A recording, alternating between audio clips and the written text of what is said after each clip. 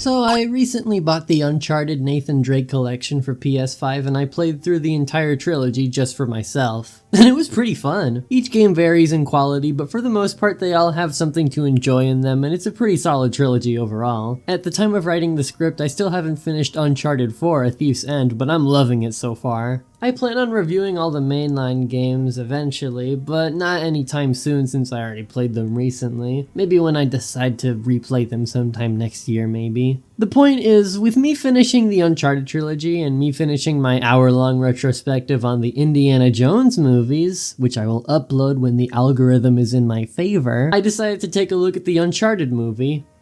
And that was a big mistake.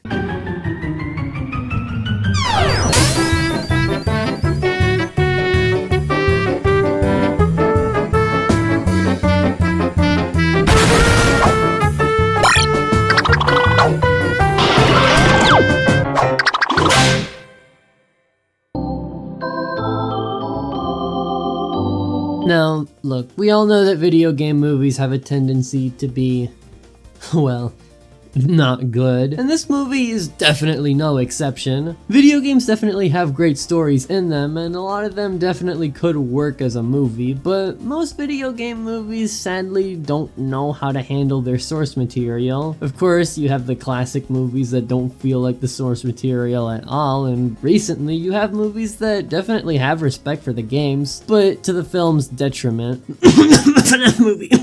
Sorry, there's a bug in my throat. Video game movies just have a tendency to be bad, with a diamond in the rough every now and then. Unfortunately, the Uncharted movie is not one of those movies. Now, before we tear into the movie, let's talk about the games a little bit. Known for their Crash Bandicoot fame, Naughty Dog decided to dabble in a genre they weren't familiar with: third-person action-adventure shooters. I guess you could say this was uncharted territory for them, huh? In order to make this game work, they took common tropes from action-adventure films like the Indiana Jones movies, implementing them in a solid story that focuses on the main characters more than anything else. Uncharted Drake's Fortune's best attribute is the story. It's simplistic, sure, but it does a great job at making us fall in love with Elena Fisher, Victor Sullivan, and Nathan Drake. Uncharted 2 and 3 evolves Nate's relationship with those characters, and they both pass with flying colors, even Uncharted 3 as stitched together as that narrative was. The games are a great blend of down-to-earth, relatable writing with incredible action set pieces. It all seems perfect for a movie, right? Okay, let's stop delaying the inevitable now. The Uncharted movie's been in the works ever since 2008, going through development hell until finally releasing in 2022, or 2023, I don't care enough to remember when it released. Many names were attached to the movie before dropping like flies: Robert De Niro, Joe Pesci, Seth Rogen, and Avi Arad. Oh, if we're being real, we probably dodged a bullet with those last two. Okay, that explains a lot. The movie is so unbelievably bad, it's not at all worthy of the name Uncharted. Whereas the games were a love letter to those classic adventure movies, this movie feels... No, actually no. It is a cheap imitation. It's a dumb, generic action movie that was released 2 years ago, so of course it feels like a Marvel movie, I guess. My favorite.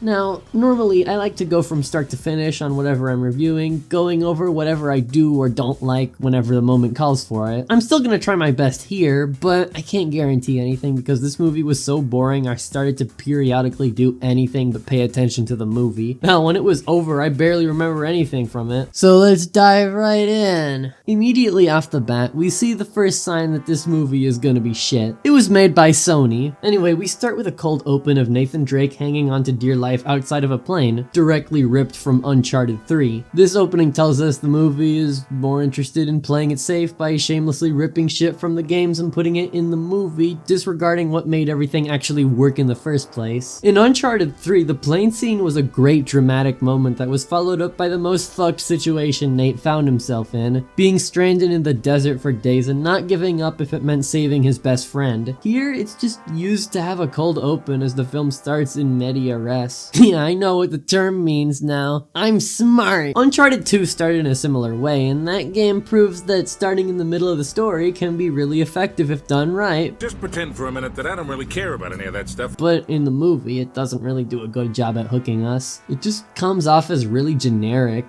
And hey, they really do have respect for the source material. In fact, they respect it so much, the movie can sometimes look like an early PS3 game. Oh, and I should also mention that I'm gonna try to not compare it to the games too much, but there's gonna be some instances where I'm not gonna be able to help myself. So anyway, we cut to a flashback of Nathan as a kid doing a heist with his brother, Sam Drake from Uncharted 4. They get caught and they get sent back to the Catholic orphanage they lived at, and after Sam sneaks away, they never see each other again. Real quick, a pet peeve of mine is that the establishing shots in this movie just, I don't know, they treat us like 4-year-olds. They have text to tell us where we are, and some establishing shots don't even need them. Like, I can tell they're stranded in the middle of the ocean.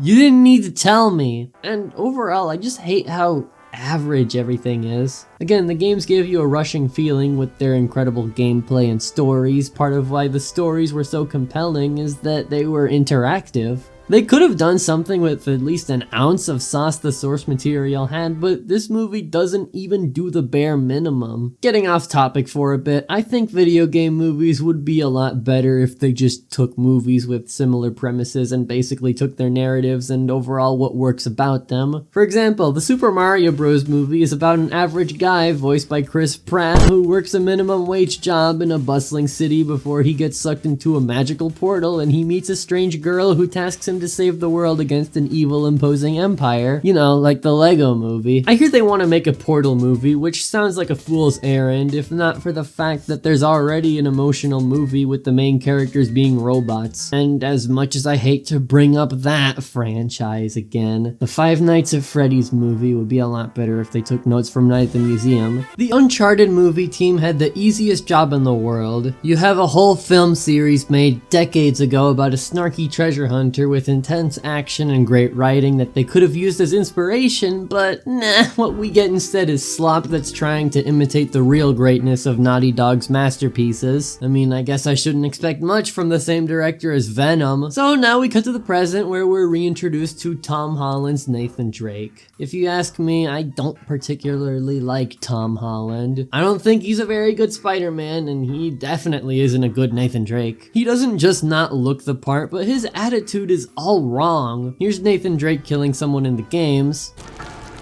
See ya, jackass. versus Nathan Drake killing someone in the movie. Oh my god, I'm so sorry! Oh, brother, this guy stinks! Okay, now we get to Nathan meeting Sully for the first time, and, well, saying that the chemistry feels boring is putting it lightly. And if Tom Holland wasn't bad enough, the new Victor Sullivan is Mark Wahlberg. Fuck! Mark Wahlberg does not feel like Victor Sullivan. The original Sully was an old man who always had a cigar in his mouth, jokingly calling Nathan an asshole half of the time and being an old pervert. Oh no.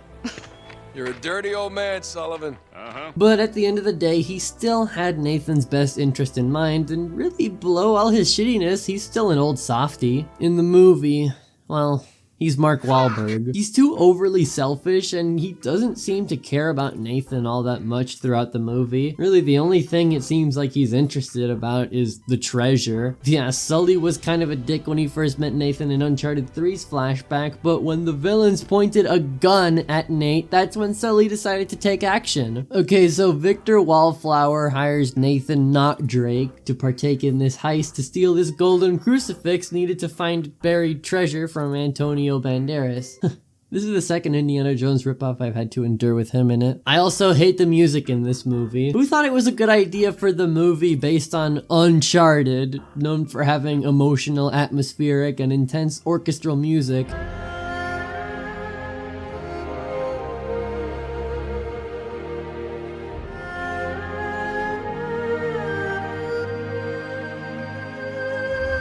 to have electronic tracks?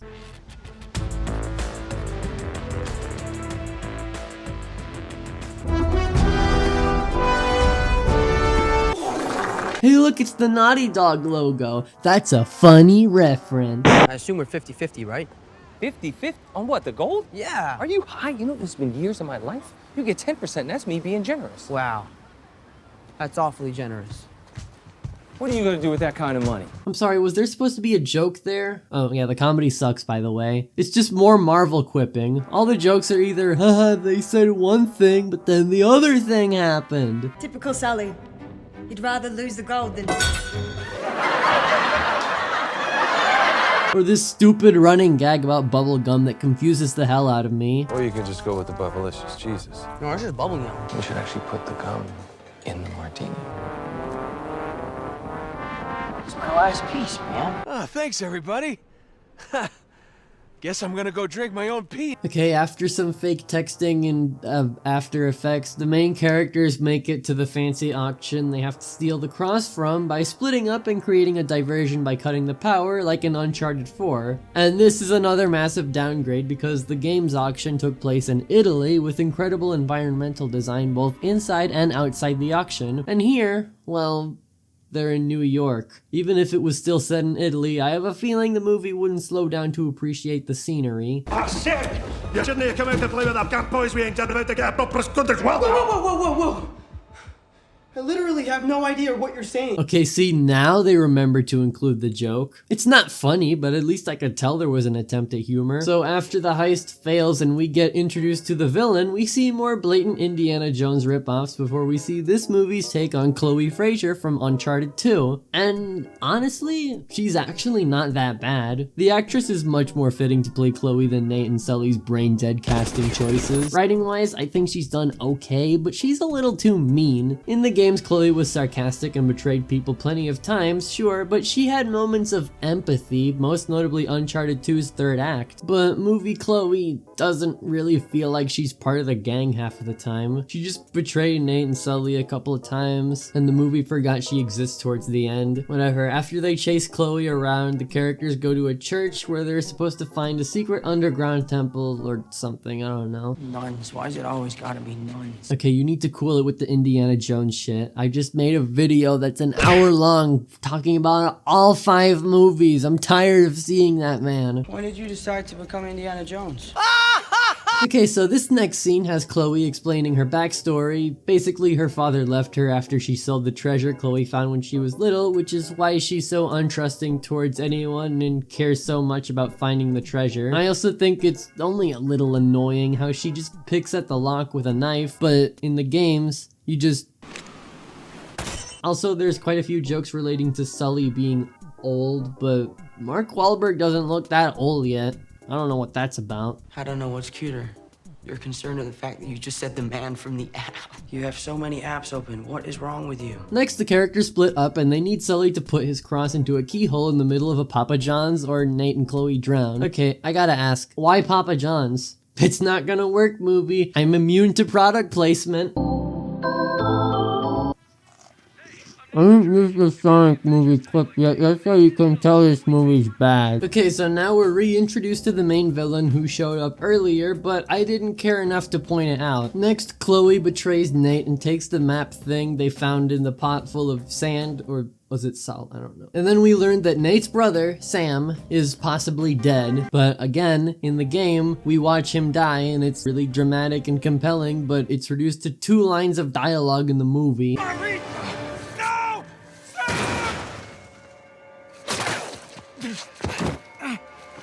We gotta move.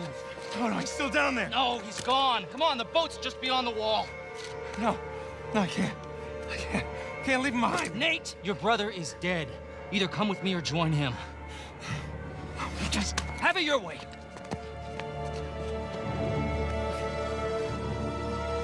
Where's Sam, Sully? He's gone, kid.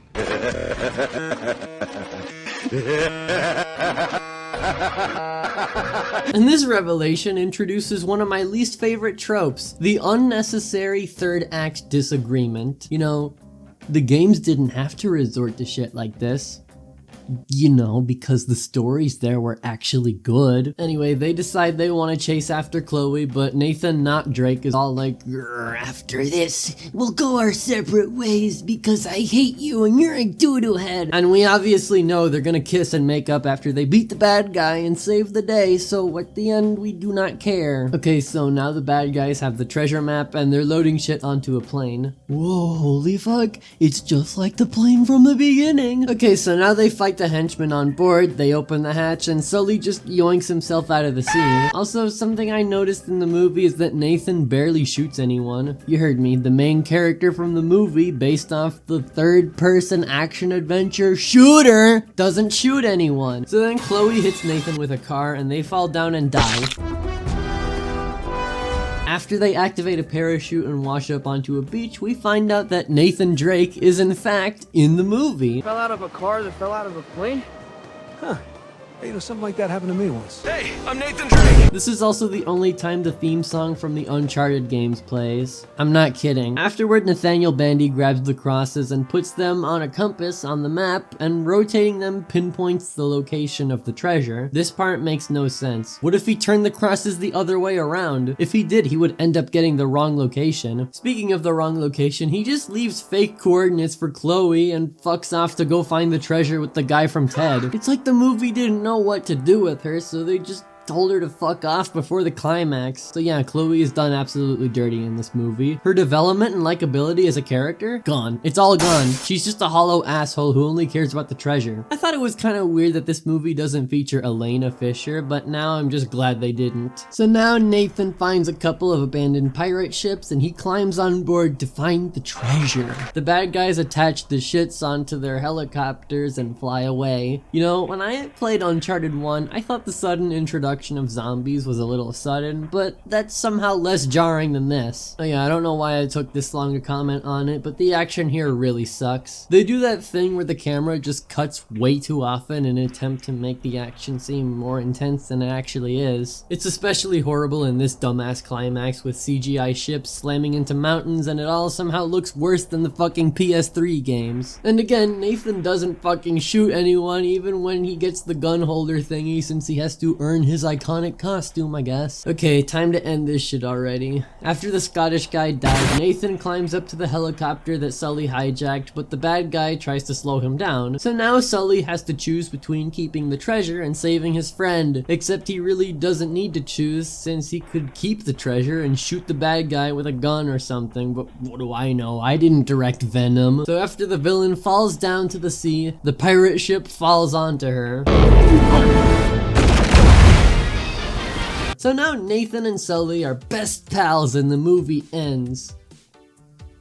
I should also point out that this reconciliation falls flat because Sully never really seems to grow as a character until the screenplay just decides he's done with a character arc we never saw. After another lame bubblegum joke, the movie ends with two post-credit scenes. The first one is a tease of Sam Drake writing Nathan a letter in prison. And the second one is Nathan wearing a shirt from the games and Sully with his mustache, and they're setting up the events for Uncharted 1. Oh, come on, man. Be serious. Did they really think they were gonna get a sequel? So yeah, in conclusion, the games are fucking incredible and you all should just go play them instead of watching this movie. It's a lazy cash grab that has no respect for the source material at all, safely imitating what came before it rather than using it as genuine inspiration. Objectively, it's mediocre as hell, but as an admittedly new fan of the series, this movie just pisses me off. Nathan Drake doesn't work, Victor Sullivan doesn't work, Chloe Frazier doesn't work, the adventure itself doesn't work, the jokes don't work, nothing in this movie works. So if you're looking for an incredible action adventure experience with incredible writing, great character work, and a globe-trotting adventure that's oozing with spectacle and creativity, just go play the Uncharted games and watch the Indiana Jones movies. But whatever you do, don't watch the Uncharted movie. Hey, I'm Nathan Drake. If you're the adventurous type like me, then get in on the Subway Taste for Adventure for a chance to win epic trips and exclusive access to Uncharted 3. Get your code on 30-ounce drinks today. Subway, where winners eat. Now. What are you still doing here?